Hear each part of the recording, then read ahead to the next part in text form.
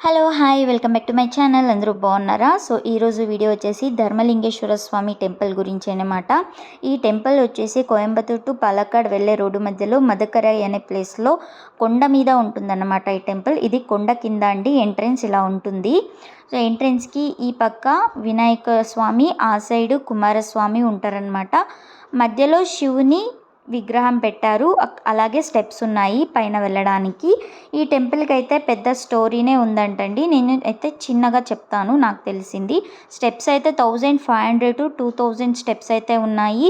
Steps ఎక్కేటప్పుడు మధ్యలో ఏ shop కూడా ఉండదు, వాటర్ కూడా దొరకదన్నమాట పైకి వెళ్ళే వరకు.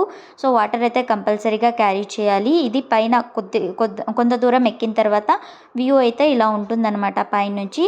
సో రిమైనింగ్ కూడా ఎక్కేసాము, ఎలాగో అలాగా కుస్తీపడి పైకి అయితే వచ్చేసామన్నమాట. పైనుంచి వ్యూ అయితే ఇలా ఉంటుంది. ఈ టెంపుల్ మార్నింగ్ 6 to 12:30 వరకు ఓపెన్ ఉంటుందన్నమాట. తర్వాత 3 to 5:30 వరకు ఓపెన్ ఉంటుంది. ఈ పాప వచ్చేసి మా ఫ్రెండ్ వాళ్ళ కూతురు అనమాట, బానవి. సో మేము వాళ్ళు కలిసి వచ్చామన్నమాట.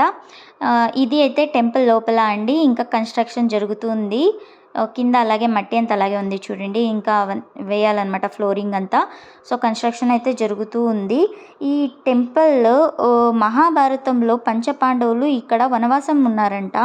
అయితే ఈ పైన చూపిస్తా ఉన్నాను కదా, ఇక్కడ ధర్మరాజు ఉండేవారంట. కింద భీముడు కాపలాగా ఉండేవారంట.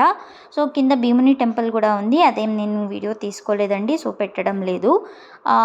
అయితే ఈ టెంపుల్ 5:30కే క్లోజ్ చేసేస్తారు. ఎందుకంటే ఇలాంటివి నెమలీలు కానీ, నెమలి అయితే ఏం చేయదనుకోండి, బట్ వేరే ఎలుగుబంట్లు, పులులు, కోతులు ఇలా చాలా రకమైన వన్యప్రాణులు వచ్చేస్తాయంట. పైన ఫుల్ అడవి ఉండడం వల్ల కొండపైకి వచ్చేస్తాయి.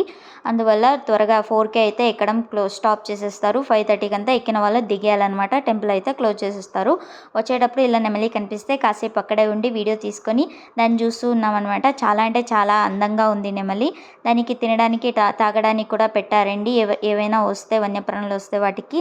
సో టెంపుల్ అయితే చాలా బాగుంది.